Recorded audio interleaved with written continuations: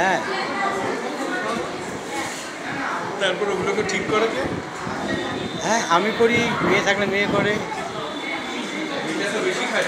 হ্যাঁ ওরে বাবা,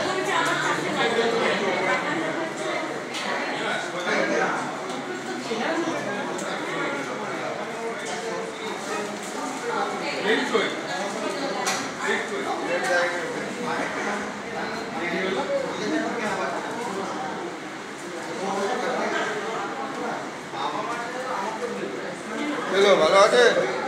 হ্যাঁ অনেক দিন অকেশন ছিল তো কারোর সাথে দেখাই হয়, তাই না? সবাই এখন ব্যস্ত। এই জন্যই তো অকেশন কোনো হয় না। এখন কী ভাই বলো তো, আজ থেকে 30 বছর 40 বছর আগে ঘটনা ভাবি, তখন অতিথি আসলে বাড়িতে কী আনন্দ হতো, লোকের সময় ছিল, সব ছিল, দেখে তো এখন বিরক্ত হয়।